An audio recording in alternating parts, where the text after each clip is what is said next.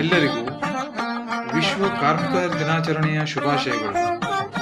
ಇಂದು gig ಕಾರ್ಮಿಕರ ಕಲ್ಯಾಣದ ಮತ್ತು ಅವರ ಅನುಕೂಲತೆಗಳ ಬಗ್ಗೆನ ಭಾರತ ಸರ್ಕಾರದ ನಿರ್ಣಯಗಳನ್ನು ಕೆಲವೊಂದಿಷ್ಟು ನೋಡೋಣ.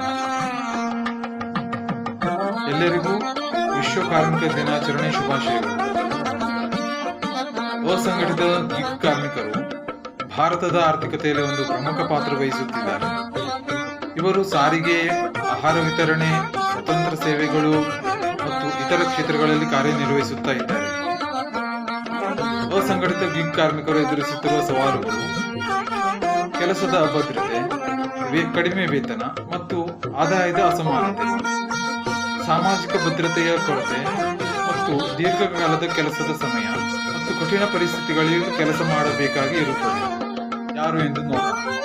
ಕ್ಯಾಬ್ ಮತ್ತು ಬೈಕ್ ಚಾಲಕರು, ಆಹಾರ ವಿತರಕರು, ವಸ್ತು ವಿತರಕರು ಮತ್ತು ಫ್ರೀಲ್ಯಾನ್ಸ್ ಕೆಲಸಗಳಾದ ವೆಬ್ಸೈಟ್ ವಿನ್ಯಾಸ, ಲೇಖನ ಬರೆಯುವುದು, ಗ್ರಾಫಿಕ್ ಡಿಸೈನ್, ಅನುವಾದ ಮಾಡುವುದು ಮುಂತಾದ ಕೌಶಲ್ಯಗಳನ್ನು ಆನ್ಲೈನ್ ಪ್ಲಾಟ್ಫಾರ್ಮ್ಗಳ ಮೂಲಕ ಒದಗಿಸುತ್ತಾ ಇರುತ್ತಾರೆ.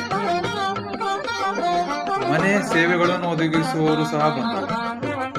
ಪ್ಲಂಬಿಂಗ್ ಮಾಡುವವರು, ಎಲೆಕ್ಟ್ರಿಷಿಯನ್, ಮನೆ ಸ್ವಚ್ಛಗೊಳಿಸುವಿಕೆ ಮುಂತಾದ ಸೇವೆಗಳನ್ನು ಆ್ಯಪ್ ಮೂಲಕ ಸೇವೆ ನೀಡುವವರು ಇವರಾಗಿದ್ದಾರೆ. ಆದಾಯ, ಉದ್ಯೋಗ ಭದ್ರತೆ ಮತ್ತು ಸಾಂಪ್ರದಾಯಿಕ ಉದ್ಯೋಗಗಳಿಗೆ ಸಿಗುವಂತಹ ಸೌಲಭ್ಯ ಒದಗಿಸಿಕೊಡುವುದು ಅನಿವಾರ್ಯ.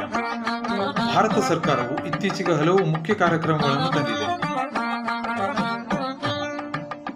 ಯಾವುದು ಎಂದು ನೋಡೋಣ. ಮುಖ್ಯವಾದಂತಹ ಒಂದಿಷ್ಟು ಕಾರ್ಯಕ್ರಮಗಳನ್ನು ನೋಡೋಣ.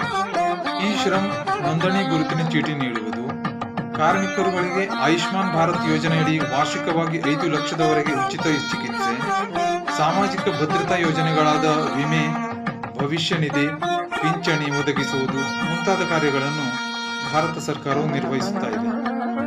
ಈ ಗಿಗ್ ಕಾರ್ಮಿಕರ ಕಲ್ಯಾಣವು ನಿರಂತರವಾಗಿರುತ್ತದೆ. ಮಹತ್ವದ ಕಾರ್ಯಯೋಜನೆಗಳಿಂದ ಗಿಗ್ ಕಾರ್ಮಿಕರ ಜೀವನ ಮಟ್ಟ ಸುಧಾರಿಸುವ ನಿರೀಕ್ಷೆ ಇದೆ.